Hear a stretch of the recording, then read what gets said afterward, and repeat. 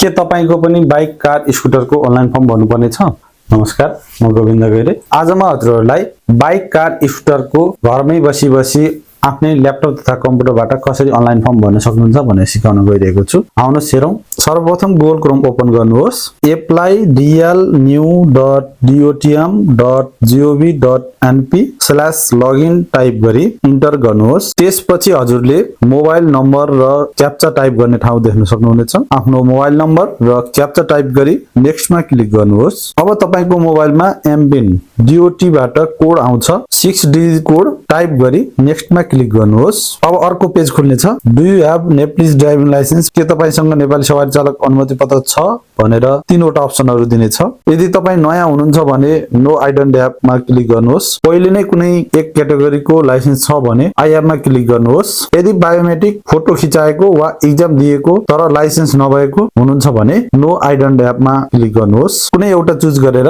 Next मा click गर्नुहोस्। अब हजुरलाई A B C गरेर अप्सनहरु दिँदै जानेछ। ए अप्सनमा हजुरले सिटिजनशिप डिटेलहरु भर्नुपर्ने हुन्छ। यहाँ हजुरलाई नेम इंग्लिशमा भर्नुपर्ने हुन्छ। डेट अफ बर्थ जन्ममिति BS मा भर्नुपर्ने हुन्छ। नागरिकता नम्बर इंग्लिशमा भर्नुपर्ने हुन्छ। नागरिकता जारी जिल्ला र जारी मिति भर्नुहोस्। सबै भरिसकेपछि हजुरले नेक्स्टमा क्लिक गर्नुहोस्। अब अर्को पेज खुल्छ। बी अप्सन आउनेछ जहाँ हजुरलाई एप्लिकेन्ट और आवेदक विवरण भर्नुहोस् भनेको छ।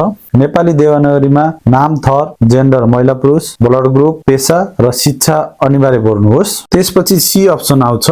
त्यसमा गार्जियन अथवा विटनेस इन्फर्मेसनहरु भर्नुपर्ने हुन्छ जहाँ फादर अथवा हस्बेन्डको अप्सन दिएको छ। उहाँको नाम, थर भर्नुहोस्। त्यसपछि डी अप्सन आउँछ। हजुरको नागरिकता 2073 भन्दा अगाडि स्थानीय संरचना बन्नु भन्दा अगाडि बनाएको छ भने हजुरले जोन अनुसार अञ्चल अनुसार भर्नुपर्ने हुन्छ र यदि हजुरको 2073 पछाडि स्थानीय संरचना बनिसकेपछि गाउँपालिका नगरपालिका बनिसकेपछि प्रोभिन्सियल प्रदेश अनुसार भर्नुपर्ने हुन्छ। अब ई अप्सन आएको छ। तपाईको हालको ठेगाना भर्नुहोस्। प्रदेश, जिल्ला, गाउँपालिका, नगरपालिका, वडा अनि टोलको नाम भर्नुहोस्। अब एफ अप्सन आएको छ। आफ्नो सिटिजनशिप सर्टिफिकेट नागरिकताको प्रमाणपत्रको अगाडि र पछाडिको भाग छुट्टा छुट्टै भर्नुहोस्। नेक्स्टमा क्लिक गर्नुहोस्। फेरि एकपटक डिटेल चेक गर्न दिन्छ। सबै ठीक छ भने आई हियर बाइ मा टिक लगाउनुहोस् र नेक्स्टमा क्लिक गर्नुहोस्। अब एप्लिकेन्ट पोर्टल खुल्नेछ। यहाँ हजुरले एप्लाई फर न्यू लाइसेन्समा क्लिक गर्नुहोस्। कुन क्याटेगोरीमा भर्ने हो एउटा क्याटेगोरी चुज गर्नुहोस्। जस्तै बाइक, कार, स्कुटर केमा भर्ने हो। अब हजुरले अफिस चुज गर्नुपर्ने हुन्छ जहाँ हजुरको पाएक पर्छ। नजिकको यातायात कार्यालय कहाँ छ त्यहाँ चुज गर्नुहोस्। अब कहिलेको लागि भर्ने डेटहरु चुज गर्नुहोस्। यदि खाली छ भने धेरै डेटहरु देखाउँछ, होइन भने जुन दिन खुलाएको छ त्यही डेट मात्रै देखाउँछ र कुनै बेला प्याक छ भने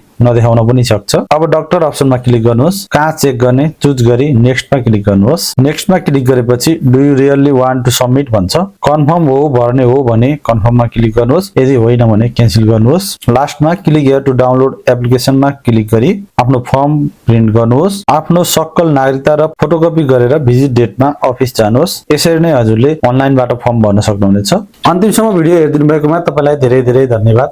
यस्तै नयाँ टेक्नोलोजी सम्बन्धी भिडियोहरु हेर्न चाहनुहुन्छ भने सब्स्क्राइब गर्न नबिर्सिनु होला। स्वस्थ रहनुहोस्, खुसी रहनुहोस्, गुड लक।